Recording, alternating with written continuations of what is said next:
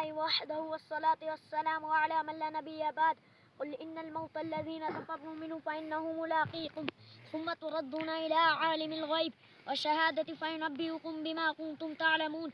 وقال النبي صلى الله علیہ وسلم في الدنيا كان غريبا وعابر السبيل. پیام مرگ سے اے دل کیوں تیرا دم نکلتا ہے، پیام مرگ سے اے دل کیوں تیرا دم نکلتا ہے، مسافر روز جاتے ہیں یہ راستہ یوں ہی چلتا ہے. مومن کبھی ہوتا نہیں موت سے خائف، مومن کبھی ہوتا نہیں موت سے خائف، ایمان کا جوہر ہے بس اللہ سے ڈرنا. عمل سے زندگی پر غافلوں کا فخر کرنا، عمل سے زندگی پر غافلوں کا فخر کرنا، یہ جینا کوئی جینا ہے کہ جس کے ساتھ مرنا. جگہ جی لگانے کی یہ دنیا نہیں ہے، جگہ جی لگانے کی یہ دنیا نہیں ہے، یہ عبرت کی جا ہے تماشا نہیں ہے. ایک دن مرنا ہے آخر موت ہے، ایک دن مرنا ہے آخر موت ہے، کر لے جو کرنا ہے آخر موت ہے. برادر اسلام و محترم حاضرین، موت ہر جاندار کے لیے کتنا بھیانک اور کیسا خطرناک لفظ ہے. موت سے ہر شخص بھاگتا ہے، بچہ ہو یا جوان، بوڑھا ہو یا بوڑھی، مرد ہو یا عورت، جھوپڑیوں کا رہنے والا ہے یا کوٹھیوں کا، دیہاتیوں کا رہنے والا ہے شہروں کا، مسافر ہو یا مقیم. موت کے اس طلا گھٹ کو کوئی پینا گوارا نہیں کرتا، موت کی آواز کو کوئی سننا نہیں چاہتا، مگر اس کے باوجود بھی موت ہر ایک کے پاس آتی ہے. کبھی تو یہ ماں کی گود میں آتی ہے اور ماں کی آرزو کو خاک میں ملا کر رکھ دیتی ہے، کبھی تو یہ بھرپوری جوانی میں آتی ہے اور ہزاروں تمناؤں پر پانی پھیر دیتی ہے، کبھی تو یہ بڑھاپے میں بھی آتی ہے. الغرض موت ہر ایک کے پاس آتی ہے، فرق تو اتنا ہے آج ان کی اور کل ہماری باری ہے. اس کو اللہ رب العزت نے قرآن کریم میں اس طرح بیان فرمایا، قل ان الموت الذی تفرون منہ فانہ ملاقیکم. اے نبی فرما دیجئے جس موت سے تم اقرار کرتے ہو وہ کبھی نہ کبھی تمہیں ضرور ملے گی اور تمہیں اس مالک کی طرف لوٹنا ہوگا جو تمہارے ظاہر و باطن اندر اور باہر کا علم رکھتا تھا. اور کل قیامت کے دن جس میں اولین آخرین جمع ہوں گے اور تمہارے نفسی کا عالم ہوگا اور تمہارے اعمال پر تنبہ کرے گا. اگر تم نے خدا اور اس کے رسول کی اطاعت و فرماداری میں زندگی گزاری تو نامہ اعمال تمہارے دائیں ہاتھ میں دیے جائیں گے اور فرشتوں سے کہا جائے گا اسے جنت میں داخل کر دو اور یہ پیغام سنا دو کہ اب کبھی تمہیں موت نہیں آئے گی. اگر تم نے خدا اور اس کے رسول کا قانون توڑا، مخلوق خدا کو تکلیف دینے میں زندگی گزاری، حلال کو حلال اور حرام کو حرام نہیں سمجھا تھا، رشوت اور سود سے تم نے اپنی جیبوں کو بھرا تھا، تو ناکامی کا جھنڈا پیچھے کی طرف سے تمہارے بائیں ہاتھ میں پکڑایا جائے گا اور فرشتوں سے کہا جائے گا اس کمبخت کو لے جاؤ اور جہنم میں آؤندھا منہ ڈال دو. میرے دوستو، دنیا میں انسان دولت کمانے اور حاصل کرنے کی کتنی کوشش کرتا ہے، راتوں میں جاگ کر، دنوں میں تھک کر، خون پسینہ ایک کر کے جمع کرتا ہے، لیکن جب انسان کی موت آتی ہے، اس کی روح پرواز کر جاتی ہے تو لوگ اس کی ساری دولت لے لیتے ہیں. اپنی دولت سوائے کفن کچھ حاصل نہیں ہوتا. اگر بدن پر زیور لگا ہو خواہ وہ معمولی کیوں نہ ہو اسے بھی اتار لیتے ہیں. اپنی دولت سوائے کفن کچھ حاصل نہیں ہوتا، ساری چیزیں یہی پڑی رہ جاتی ہے.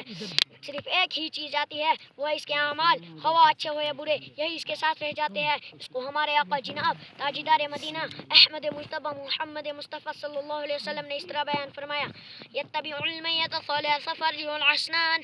میت کے پیچھے تین چیزیں رہ جاتی ہیں، ان میں سے دو لوٹ آتی ہیں اور ایک وہی رہ جاتی ہے. میت کے پیچھے اس کی اولاد، اس کا مال اور اس کے اعمال رہ جاتے ہیں. اولاد اور مال تو لوٹ آتے ہیں، صرف اعمال رہ جاتے ہیں، خواہ اچھے ہو یا برے. سوچنے کا مقام تو ہے وہ عمل جو قبر کی کٹھن گھڑی میں کام آنے والا ہے وہ ہمارے پاس کتنے ہیں. وہ عال، وہ اولاد، وہ متا جو اس مشکل میں ہمارا ساتھ چھوڑ دیں گے. اس کو جمع کرنے کے لیے ہم کتنے فکر مند ہیں. جمع کرنے کی کیا چیز تھی اور جمع کیا کر رہے ہیں. میرے انس نے اس کا نقشہ اس طرح کھینچا، کیا کیا دنیا سے صاحب مال گئے، کیا کیا دنیا سے صاحب مال گئے، نہ دولت ساتھ گئی نہ اطفال گئے. پوچھا تو لحد تک آئے سب لوگ، پوچھا تو لحد تک آئے سب لوگ، ہم رہ گئے تو اعمال گئے. عزیز دوستو، سکندر بادشاہ کا نام آپ نے سنا ہی ہوگا. بہادری اور شجاعت سے مشہور تھا. نوجوانی کے وقت یونان سے چلا اور فتح کرتے کرتے ہندوستان آ پہنچا. سرزمین پنجاب کو فتح کر لی اور آگے نہ بڑھا. یہی سے جب اپنے وطن کی طرف لوٹ رہا تھا تو اس کی راستے میں طبیعت خراب ہو گئی اور معلوم ہوا کہ جان نہیں بچے گی. اس نے اپنے وزیروں کو بلایا اور کہا دیکھو اب میرا وقت قریب آ گیا ہے اور اب میں آپ لوگوں سے جدا ہو جاؤں گا. پھر وزیروں سے کہا جب میں مر جاؤں گا تو آپ لوگ میرا کفن و دفن کرنا. انہوں نے کہا حضور ہم نے زندگی بھر آپ کا نمک کھایا، اگر ہم آپ کا کفن و دفن بھی نہیں کرے تو ہم سے زیادہ نمک حرام کون ہوگا. پھر انہوں نے کہا دیکھو اب میرا وقت قریب آ گیا ہے اور آخری وصیت ہے جب میں مر جاؤں تو آپ لوگ میرا کفن و دفن کریں گے تو میرا ہاتھ کفن سے باہر نکال دینا. انہوں نے کہا حضور ایسا کیوں، اس میں آپ کی بڑی بے عزتی ہوگی کیونکہ آپ کا جنازہ ایک بادشاہ کا جنازہ ہوگا اور اسے ساری دنیا دیکھنے آئے گی. جب لوگ دیکھیں گے کہ سکندر بادشاہ کا ہاتھ کفن سے باہر نکلا ہوا ہے ہے تو لوگ کہیں گے دیکھو دیکھو سکندر بادشاہ بڑا لالچی ہے، فتح کرتے کرتے مر بھی گیا مگر اب اس کا لالچ ابھی ختم نہیں ہوا، اس میں آپ کی بڑی بے عزتی ہوگی۔ پھر سکندر بادشاہ نے کہا دیکھو آپ لوگ سمجھے نہیں، میں اس لیے کہہ رہا ہوں کہ کفن سے ہاتھ باہر نکلنا تاکہ لوگوں کو نصیحت ہو، تاکہ لوگوں کو سمجھ آئے کہ آج جب 7 ملکوں کا بادشاہ جا رہا ہے تو وہ بھی خالی ہاتھ، اس کے ہاتھ میں 1 روپیہ بھی نہیں۔ دوستو اتنے بڑے بڑے بادشاہ خالی ہاتھ گئے، نہ دولت ساتھ گئے نہ اطفال گئے، ہمارے پاس تو کچھ بھی نہیں ہے، ہم تو باقل ہی خالی ہاتھ جائیں گے، ہم تو باقل ہی خالی ہاتھ جائیں گے۔